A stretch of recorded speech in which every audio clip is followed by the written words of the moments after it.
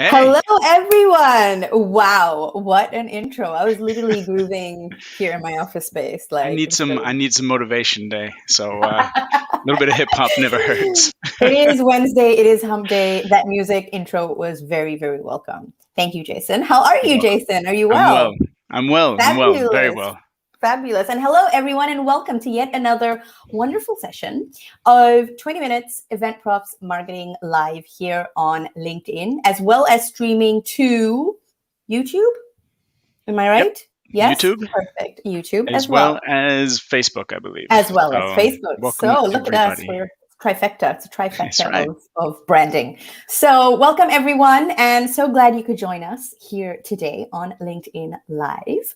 Now, last week, we made a decision that we were going to focus on the topic of digital branding because so many new companies and businesses have formed over the last 12 months in this time of the pandemic. The percentages have shot through the roof in terms of new businesses in the US, in the UK, and I'm pretty sure in a lot of parts around the world where people have discovered their passions and they've decided to go for it. And a lot of people turn their side hustles into their main hustles, for example, or have just started something completely new. So what we're doing today is we are going to be talking about how to create a brand persona. Now, Jason did touch on this for a few minutes in the last session, and we thought it was super exciting and interesting.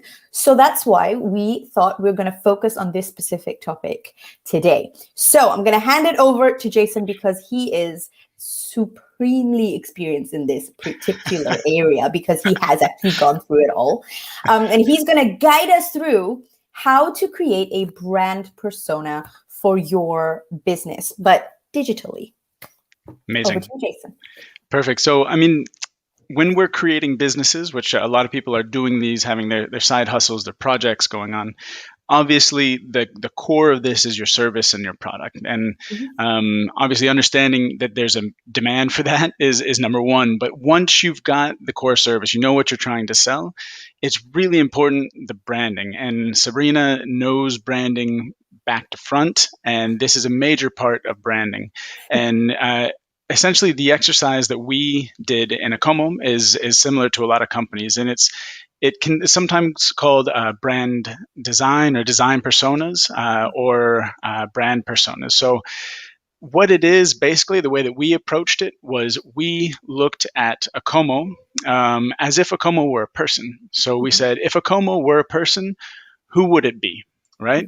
So step number one is start looking at your brand as an individual. It's really interesting because the personal branding has come on so strong, right? Like the individual branding, like Jason Greenman, Sabrina Meyers, you have your individual brand. It's kind of similar because you're making your brand into a person.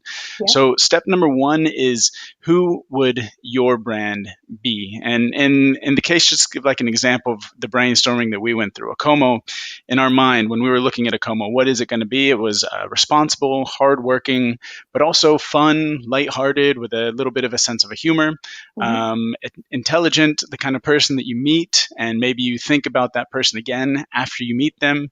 I mean, really, like, don't be afraid to go deep, like really describe. We've got like a full page about who Acomo is. You trust Acomo. You just have a natural attraction to trust Acomo. And if you ask them something, you know it's going to be done, so they're reliable.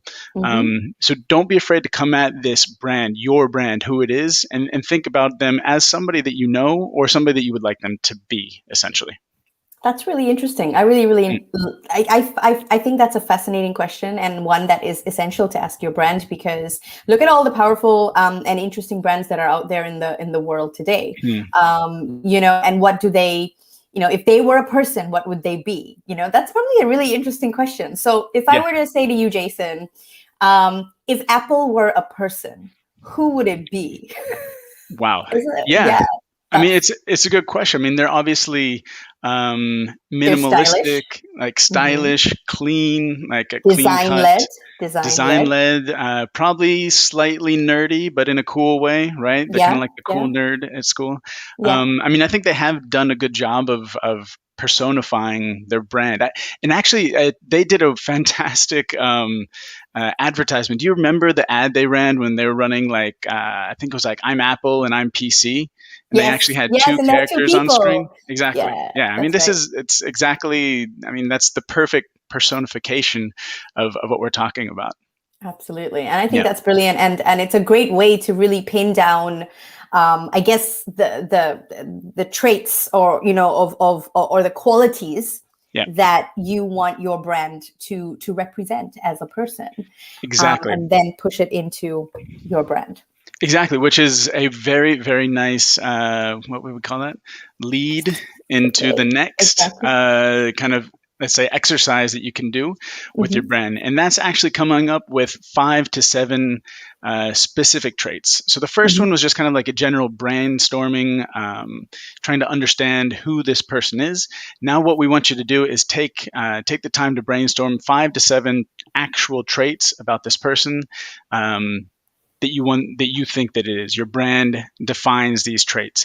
And one thing that we also did was we didn't just define the trait, but we also defined what they're not within the same. I'll try to explain that. So number one, we said that Acomo is professional, but not stale, stuffy, boring, or old, right? Because those are some of the negative connotations to being professional.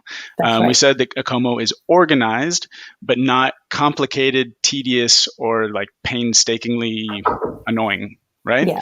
So we're young, but we're not amateur. So reliable, but not overbearing or clingy. Innovative. Well, oh God, my son took me here. Leo, can you please? We're authentic.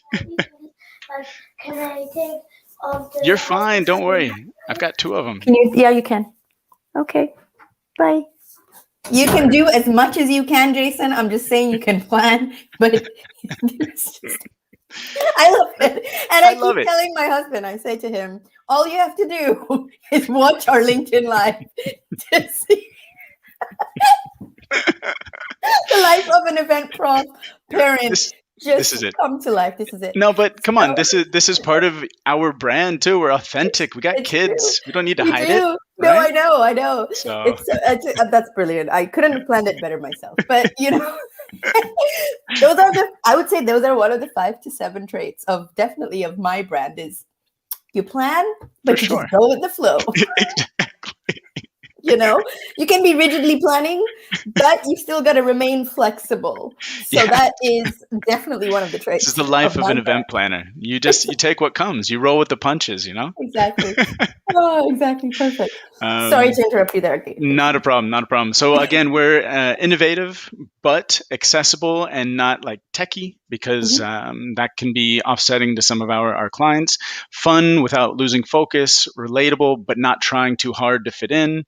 Easy and efficient, but not simplistic. So what we did is we took that 5 to 7 traits that we wanted to define as our brand, but then kind of added a little twist to it, which was we're like this, but we don't represent these parts of that trait, if that makes sense. Yeah.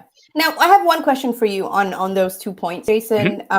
When you were doing this, how do I call it, activity with the team, how were you doing it? Were you writing everything out on like a big board, and like first doing a brain dump of all the qualities and traits that you want, and then kind of niching it down into the 5 to 7, and then further kind of breaking it down? Is that how you were doing it? Definitely, yeah. So a really good tool is the good old Post-it notes. Exactly. So, I mean, what we would do is I hand out a stack of these to everybody on the team, or just for yourself. If you're a one-person team, just take some Post-it notes and just start brainstorming. Write down 1 trait per thing and stick it on your wall. And then just keep doing that. Just get 5, 10, 15, and then go back through that wall, take one off, and stick, okay, out of these, I'm leaning towards these. You kind of slowly start making some cuts. When we were in a team, we kind of did a little bit of voting. I mean, make it fun too, because this should be an exercise that's professional, but not stale, stuffy, or boring. Perfect. There you go. Well done repurposing that. So that's step number 2. All right. Fantastic. Now, the next part that we looked at is something called a personality map. This is used a lot in a design persona. And this, let me see if I can share my screen to kind of bring, this requires a bit of a visual. Give me a second here. And what this is basically is, it's a quadrant of 4 parts to try to define where your brand fits between being dominant, submissive, friendly, or unfriendly. And now, as I'm trying to do this, there we go. All right. So what we did is we took this quadrant and we first defined where we think a como falls on that. Give me a second here. Absolutely. All right. Ooh, fancy. Here we go. All right, cool. So this is really rough because, like I said, I didn't have much time to plan this today. But what we took is we took a Como's personality trait, and you can see that it's right here.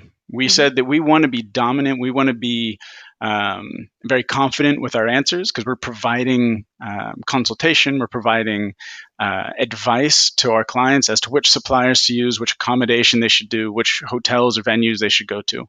And so we wanted to be dominant and friendly. Now, something that I think would be a really good thing that I would like to go back and do is not think about just the brand, but also certain situations that your brand falls into.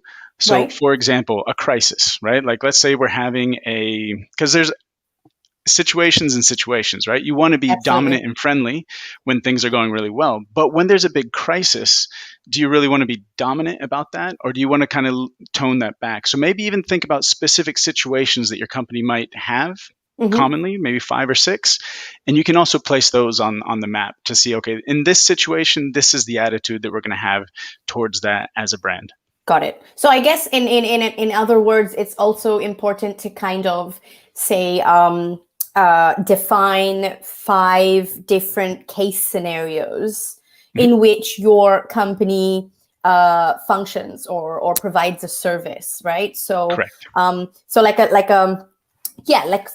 service and the response that you want to meet and match with regard to that service. So whether it's, okay, our company does help with venue finding and venue sourcing, right? Within this space. So obviously in that space, we want to be dominant and friendly because we want to be dominant in the space of having all that knowledge. Yeah. We want to be friendly, right? Yep. Leo, close the door. Okay. I'll get that later. Oh, my doorbell is ringing. This is wonderful. Don't worry. I'm going to have to run and get that. Jason, continue. I'll be right back. I'm on it. Don't worry. I've got a couple things to go through, so that's no problem. So as we're looking at this, that I think what Sabrina just said makes a lot of sense, which is, let me just change this here, is to look at it from specific situations. And I'm going to get into that in the next slide as well, where we go and actually start talking about what is the voice. Now, there's been a couple questions that have come up from you guys on LinkedIn. Let me bring those on to the screen here. So as we're away, we got some questions, Sabrina, no problem. The first one is, do you do the same for your personal branding? This is a great question. It's a great question. And I think, why don't you take this one? You can run with this one, Sabrina. Absolutely. My answer would be yes. I think that you do need to refine and define when it comes to your personal branding. And this is a great way to do it. In terms of what Jason mentioned, what are the things that, the traits and the personalities that you want to associate with your personal brand? So, okay, you want to be knowledgeable. You want to be informative, but you want to be friendly. You want to be a positive presence, so you do a massive brain dump on what you want to, I guess, shine out to, everyone that is seeing your content and is seeing all your marketing and is seeing in terms of your personal brand, what do you want that to reflect? And so it really helps to come up with a huge list of traits at the beginning, put everything down that you want to associate with your personal brand. And then really filter that down to, again, 5 to 7 things, because in order to really build and develop your personal brand, there has to be some pillars that you stand on. And that's those 5, I would say in this case, even 3 to 5 traits. I think with a business, it could be 5 to 7, but I think with personal brand, 3 to 5 of those traits that I mentioned at the beginning are really what's going to help you. And this is probably a good segue into the next part of this. Find your voice and also your personality when it comes to a personal brand. Because, and they have to be things like knowledgeable, because you want to be knowledgeable. Or if you're a stand-up comedian, funny. Or you can be, I'm a stand-up comedian, but I'm sadistic. You know, and so that's one of the words, and that's what people need to understand. If they want to follow me, this is the kind of content that they're gonna get, you know. So these are important things to understand, and they're always kind of personality related. And so yes, it does definitely help to do the same for your personal branding. So I hope that that did help. And I 100% agree. No surprise there. I think we agree on that 100%. And I think I would also argue that probably doing your own personal branding, doing this exercise with personal branding, be really honest about yourself. You know, like I think it's going to be really hard if you come up with traits that don't really represent you, because you're going to have to maintain that sort of voice and character as you go forward. So I think the traits that you come up with and the voice that you come up with should really reflect who you are, like embrace those things. And it should be a little bit easier for your personal brand than maybe the brand of your company, because the brand of your company, you're really inventing from scratch. Absolutely. Cool. I think we got another great question that's come in as well, which is similar to this one. Thank you, Ron. Hey, Ron, all the way from Malaysia, sending us a fantastic question. I have seen a few brand archetypes quiz online. Have you tried any of them? I love these quizzes, Ron. So yes, I do. I do them all the time. I see them come up on Facebook. I see them come up on Instagram. And I do them. I do them because it's always interesting to see what kind of column you might fall into, or someone thinks you fall into. And I do them purely out of interest. But to be honest, at the end of the day, I don't think any one person falls into one specific category. I think we might have dominant traits in specific categories, but you'll always have other kind of less dominant traits from other categories mixed into that. That's my personal opinion. So whilst I do them, I don't take them ever too seriously. Yeah.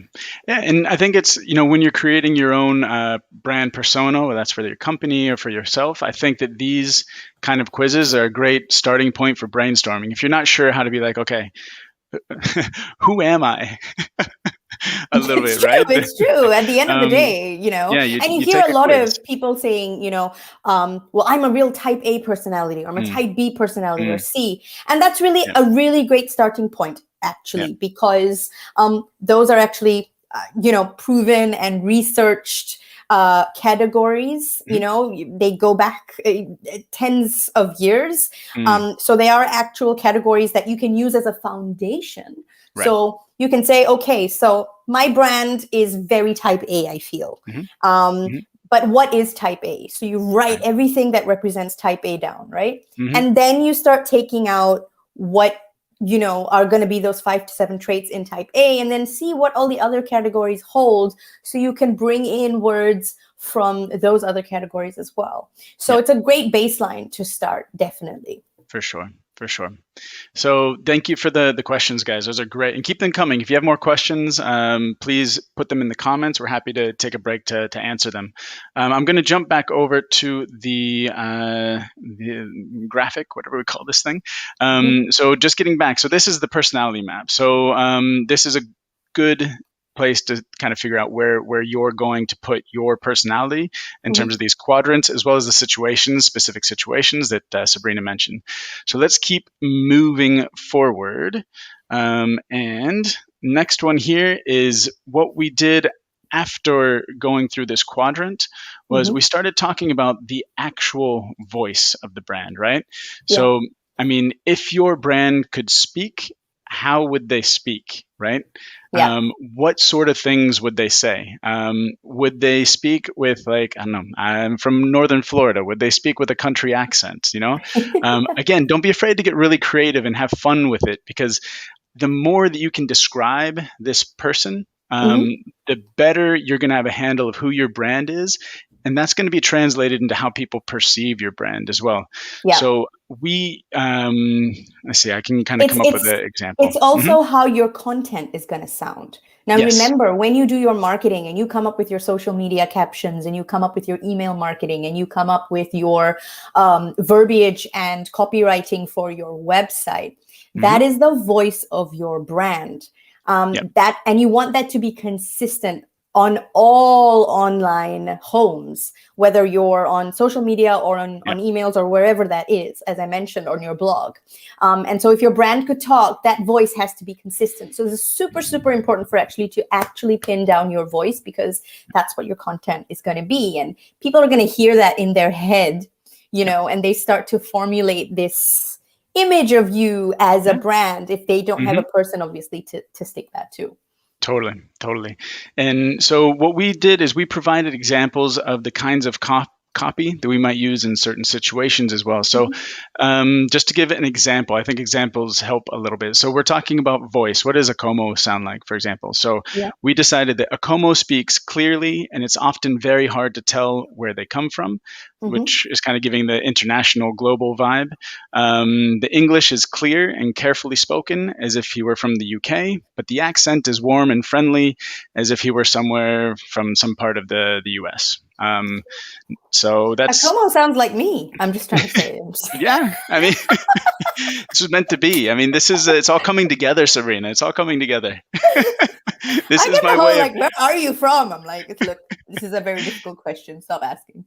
But that's kind of like it's important to know what that voice is. You're drawing a picture of this person and who they are, and we continue. We said a como says things like. So we actually came up with actual phrases that a como would say. So how do we answer the phone? Right? How are you today? Good morning. Hey there. Thanks. Like.